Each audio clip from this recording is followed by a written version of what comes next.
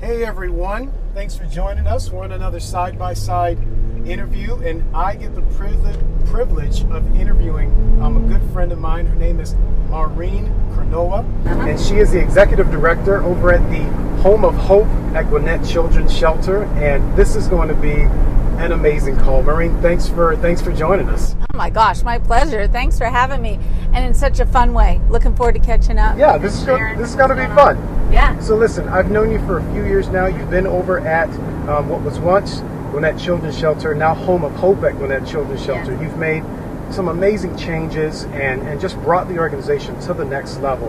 Yeah. Can I tell you a little about that? Sure. For those people out there watching Absolutely. who don't know what Fill we us do. in on what that is and what it is that you guys, what the new mission is. So 3 years ago, I was brought on board to repurpose that wonderful campus, and that included for me severing ties with the state of Georgia and going completely private. We used to be a holding facility, if you will, for kids coming out of DFACS and DJJ till their caseworkers could find placement for them. Right. But really, as a government-funded facility, a state-funded facility, they were no longer paying enough in per diems to support the program. Right. So the board was faced with going in another direction, and so they agreed with the idea that we would sever ties with the state, invite homeless children and their young moms into our wonderful program.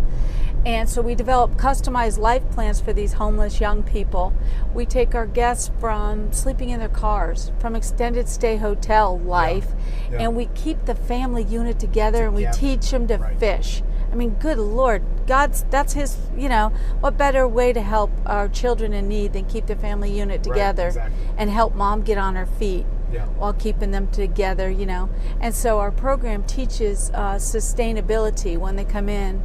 We give them all the wraparound services. First, the most basic of needs, food, clothing, lights, Shelter, heat, water, shelter, and the most loving, nurturing, faith-based environment. That's awesome. And then we get mom on a tough love path to independence. The goal being when they transition out, we help them transition into a home that we know they can maintain, sustain, and afford. Good. So it's Helps everybody. Not just this Band-Aid, but Not it's Band-Aid. setting you up. So in creating and continuing a program like this, here's what we all know, and even some of the leaders that are watching, is that the number of decisions you have to make on a daily basis have to just be out of this world. Yeah. And some are harder than others.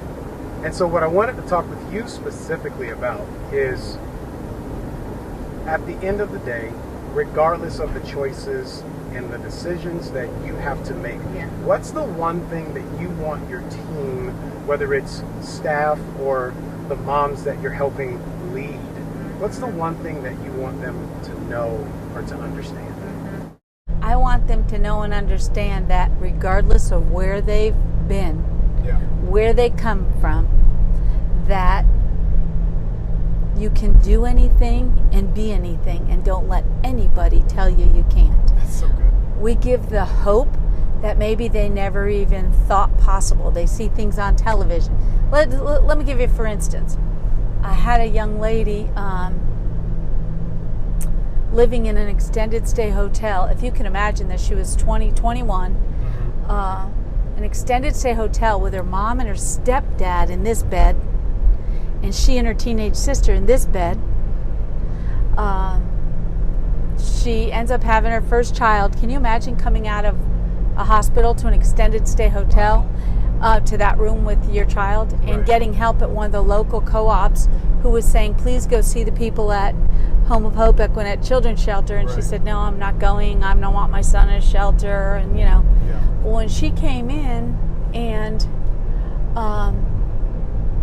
she realized for the first time, she tells the story herself as she drives on campus, that she felt this peace come over her, that God led her there, and that everything we did, even the challenges she faced those first few months, gave her the hope and the realization that that life she was living isn't what God's plan is for her.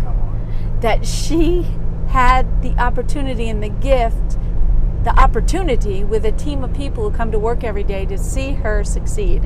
Her success is our success. And the hope that we gave her, the first few months is challenges, because sometimes young people coming out of a generational poverty mindset think, why are these people doing all this stuff for me every day? What do they want? You know, but usually month 3 or 4, they have the epiphany. This team loves me. They're giving me the support I've never had before, and I'm going to make it. I'm going to make it. And so Michelle shares her story. She shared the year after she graduated with me, came out and shared her story about 4 different times and how powerful it was, and that, you know, God brought her to the program. We helped her through it, and she's doing it on her own, and her son will never know the extended stay hotel life or sleeping in the car as she had known in her younger years because of the opportunity to be in our program. And I tell her, and because of the choice you made to work hard. And not squander the gift God gave you. Because right now we have 10 spots at a time, and we have to interview and say no to people. You know, we get 8 to 10 calls a day for people looking for service, and, you know, we can't take everybody. So if you've been given the gift of coming into our program, don't squander it. This is the hope you've been looking for and the chance. And it's all God led, so it's cool. It's cool stuff. At the end of the day, no matter what the choices are, we're giving opportunities. You're giving opportunities to people that they wouldn't have. Change their lives. If you're sick and tired of living, if you're sick and tired of being sick and tired of the way you're living, and you're ready to work hard, we're going to help you get there. You know, what we don't do is allow people to come in and just live. We're here to help you help yourself. And we can't want it more for you than you want it for yourself. But with the opportunity that God's given us on that beautiful campus, and the supporters, from our business partners to our civic organizations to our church family partners, giving us the opportunity to help these young people and these wonderful children to have a normal life while mom gets back on her feet. The school bus comes to our gate, they do homework, they have snacks, we do playtime, they garden, they learn about, you know, it's just an opportunity that's God-led and God-driven. And that's really good. So I forgot where I was going with that, actually, but that happens at my age. It's okay. It's all good stuff. Well, just based on what you're saying, you know, I can see where it's helping families coming in and reestablishing their lives. The other side of this is you've got a staff that gets up every day to help and support another family. For what it's worth, sometimes strangers. They're walking in the door and they're helping strangers. How do you keep them engaged when you're asking them to pour out and give out so much? Well, that's really easy because of the team we have. Everybody who works at Home of Hope Equinet Children's Shelter believes wholeheartedly in our mission. And so the fact that we get to step into the daily lives of our young ladies and our kids, I mean, it's easy. When you get a child coming home and running down the hall showing you what he made that day at school, or he shows you his grade on his paper that he did, I mean, we are part of their lives. So the teams, you know, they're self-starters anyway. They're excited to be there and help. And we also talk as a group because we remind each other that we're implementing lasting change. You are. As you said earlier, we're not a Band-Aid agency. You know, there's needs out there where someone needs their light bill paid or groceries on the table, but you're assisting, but you're not changing lives there. This program is changing lives. We're ending the cycle of homelessness for 2 generations at one time. That's a powerful statement. It is. The young lady who chooses to work our program gets accepted and works hard in it, and her children coming up after her will not know the extended stay hotel or sleeping in their car life because of the choices she made. I gotta tell you this story, you guys. Oh gosh.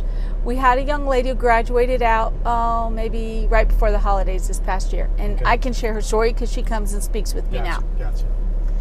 And she has a 5-year-old daughter, and through a breakup of her relationship, she was kind of left with nothing, took what money she had to get an apartment she could afford, and ended up in a not so great neighborhood. And at Easter, the year before last, they had a busy Easter Sunday at church and stuff. And when they came in at night, the baby was 4 at that time, and she fell asleep at the end of Mom's bed while Mom was folding laundry. Well, the neighborhood gunfight erupted, and bullets came through her apartment wall. And I have the news footage, which I shared the last time she spoke with me, telling her story, showing the bullets and the news clipping where they interviewed her, where she packed up all her stuff and left, and now she's really homeless, no money, couldn't get her security deposit back. Right. And she met a gentleman who said, oh, I'll give you a job in, this part of Georgia, come over here to Georgia, and he put her in a hotel. And then this person, we'll call him Mr. Joe, did not have the best of intentions when she got here, and she found herself, now he wouldn't pay the hotel unless she did certain, it was just the story that we all hear horrible things about. And here she is with this beautiful little girl and not trying to figure out how she was going to make it. So she got out of that situation and was here in Gwinnett County and sleeping in her car. She had a leftover LA Fitness membership that hadn't expired. So she would sleep wherever she could in the car and just make it an adventure for the little one. She'd go into the gym in early morning and pretended she worked out and got the baby cleaned up in the bathroom there and used that. And she would go to the food court at the mall to get samples. And with what money she had, she'd buy packets of grits, the instant grits. Yeah. And McDonald's would give her cups of hot water. And after a while, they knew who she was, and they would just give them to her. Right. And she'd make the mix and eat grits. And she said, Maureen, there was a time where I had $1 and I bought some cheese slices. And the baby was so excited. She was like, Mommy, look, there's cheese on my grits. And she said, it cost me 25 cents to make my daughter happy, and we're sleeping in the car. Right. And she said, I went to Gwinnett County to ask for help, through like food stamps and things like that. And they needed an address. And when she hemmed and hawed, the lady knew. You don't have and she didn't want defects to take her child. So as she shares her own story, she said she started calling around, and she didn't want to lose her daughter to foster care. Her daughter's her world. Right. And this young woman is beautiful, smart, articulate, and when she called the shelter, she got in for an interview right away. And when she met with our director of operations, she said to Miss Renita, do you promise you'll give her back? She didn't realize that our program, she was going to drop her off while she got on her feet. Would we take good care of her? And do we promise we'd give her back? And Renita said pretty early on, what are you talking about? This program is for both of you. You both stay here, and she, oh my gosh, this just makes me cry. And she lost it. She was like, I knew God took me there. I knew I was going to be safe and I was going to be able to do it. Let me tell you something. She was a rock star in our program. She felt the gift. Yeah. That not that we want people to be like, oh, thank you. It's just appreciate, because we have no government money to run this program. It's by the grace of God and our supporters, and it costs a lot of money to keep the doors open. So when I see a young person hungry to fix her life, and she found us and we got her, it's like magic, So, wow. Yeah. So her story, she graduated out and working full time, and she'll be speaking with me at a gala on August 19th in front of 700 people, sharing her journey of how she came to us. And what a story. And it's stories like that you get to see day in and day out. Not all of them always make it to that, level of success, but they all have their own version of success. How do you keep going when you're not hearing those kinds of stories? Like where do you pull the gusto when those are far and few in between? How do you do it? You know exactly what I do? When I'm feeling heavy, and it's a lot to raise just under $1 million a year to keep my doors open every year, privately raising it. It's a lot of pressure. But something will happen, a sign will come across, and I will be like, oh, I hear you, Lord. And I get this thing when the noise, the white noise running through your head at night before you drift off to sleep, the random rambling thoughts, and it feels heavy to me. I just get this, just teach him to fish. Just teach him to fish. Well, one of our logo is got a nest in it, and it almost looks like a little heart inside the nest. Yeah.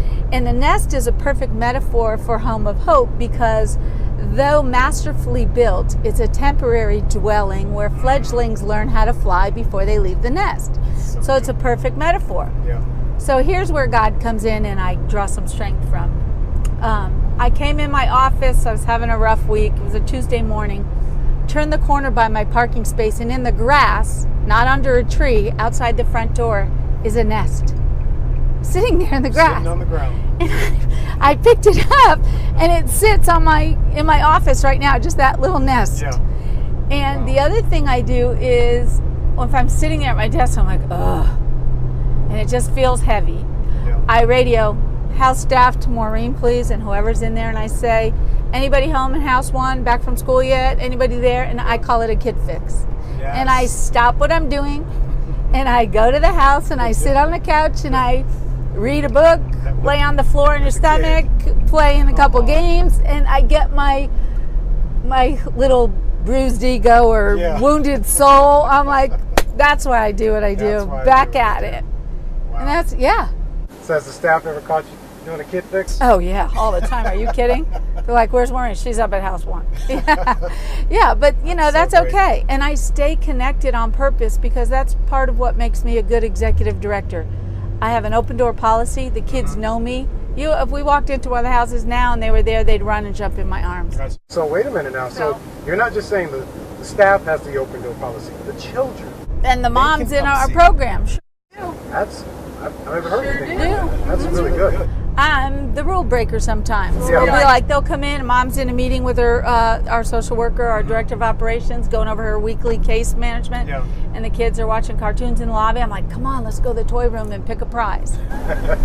Come on, let's go see if we can find a snack in the kitchen. Wow. You know, So let's go look at bugs in the garden. So you're not just connecting with the donors. You're not just connecting with the organizations that support. You're not just connecting with the staff, but they're not clients. This is family. These are our guests. We call them guests. These are your guests. That's what we call them, guests. We refer to everybody in our program as a guest. As a guest. It's our privilege to have them on our campus. You know, we have them for a short while, but we touch their lives forever. And this I know.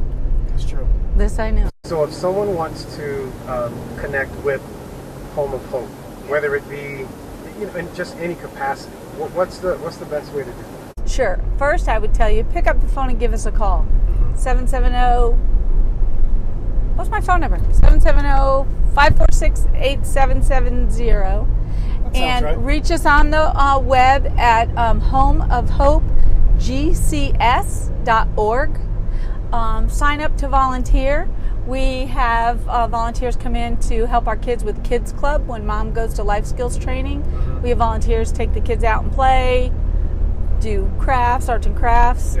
We have volunteers help us with weekend meals delivered to on campus. Gosh, there's so many ways. Come on in and help us with landscaping and different projects around. So, and we're growing our volunteer programs now that the state's not involved, and we've got God at the helm. We can do so much. We can do a few more things. And we need everybody to do it. The church is a monthly sponsor of Home of Hope. It's one of the prides of our life to be able to walk around that campus and just see how much it's grown, see everything that you're doing, see the homes. They don't look anything like they did. They don't look like shelter, 4 years for sure. ago. They don't look like shelter. These are homes. So I would encourage anyone that's looking to connect. This is a place where you're going to see the fruit of what you're doing. Maureen, thank you. Thank you for speaking with us. This was fun. God bless. This was fun. It was good fun. For everyone, I hope something that Maureen has said helps you and helps you as you are leading his leaders. Thanks, everyone. Thank you.